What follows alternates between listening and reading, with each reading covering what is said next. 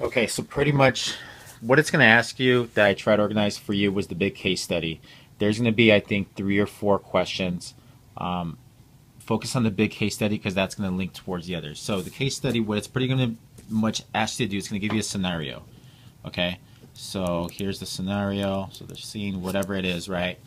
And it's going to give you a situation. It's just going to be a situation of exactly what you want to do. So it's going to ask you questions. So regardless of what the questions do, you need to break it down. So it's always going to ask you to, one, assess the student. Okay, so finding the strengths or the needs. So what I need you to do is just right here, just put strengths and needs. Just big like that. Go ahead, underline it.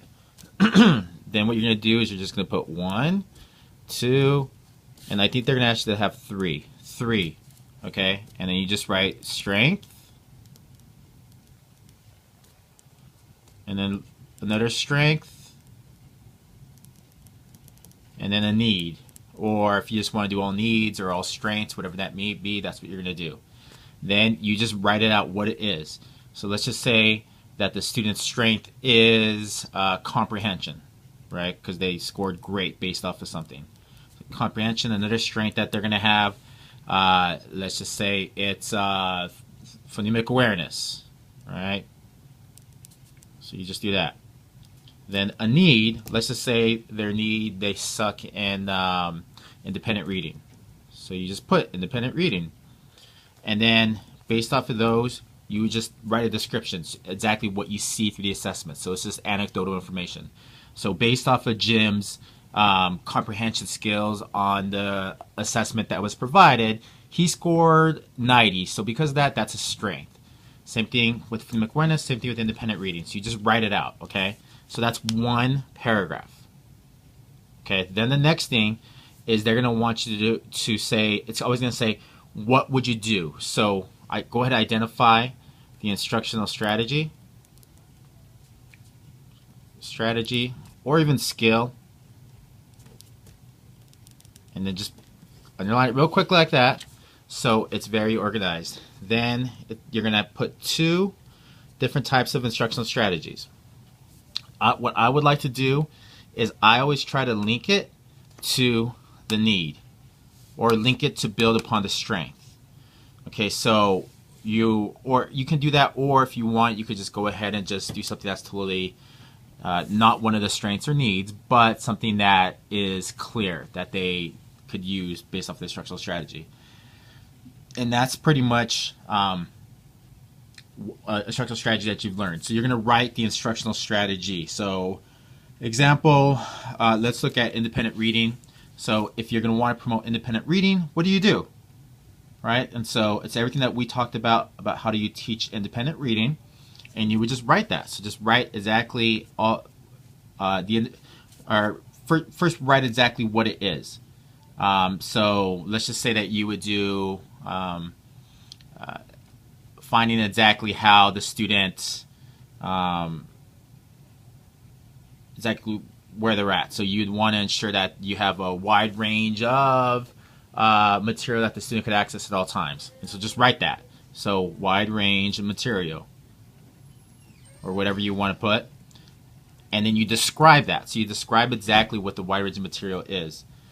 You would say to help the student, to help Johnny build more on an independent reading level, he needs to blah, blah, blah, blah, blah, blah, blah. And then you just talk about the instructional strategy. Okay. Then the last part is how each strategy helps. Okay. And you just do that. Now you're just going to link the 2 strategies that you put, and you support why that strategy works.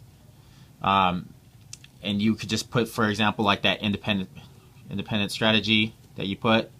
You'd say, well, this strategy works because it will clearly help identify the student,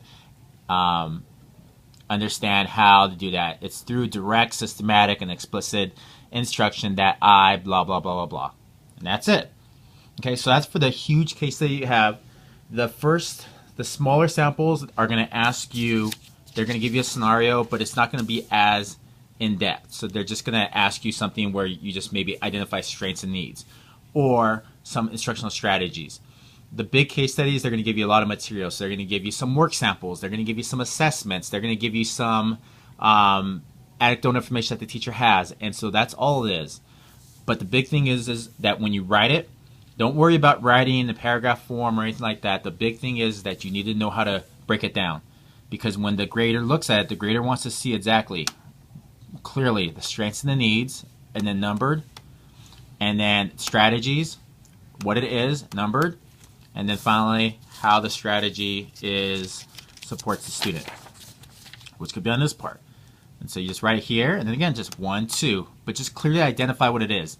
So that's why when I gave you the study guide, and whenever I put something next to it, like this is the activity that I really like a question-answer relationship. Question-answer relationship really supports the student because it's a I do, we do, then you do. So I would just write that. Question-answer relationship supports the student by blah, blah, blah, blah, blah, blah, blah. Okay, so that's why when on everything on the study sheet, when it comes down to instruction or teaching the student that specific skill, it's always very clear in terms of how to do that. And so that's why I like those, because those are the ones that work and really have the test grader find it. Okay, so that's all you need to know. So look at that in terms of the case study. Take the practice tests. The practice tests are the ones with the multiple choice. And after that, you should be good. But what I would do, again, is just memorize only a few things. And so I try to highlight some of the things that you need to memorize. All right? That's all you need to know. Peace.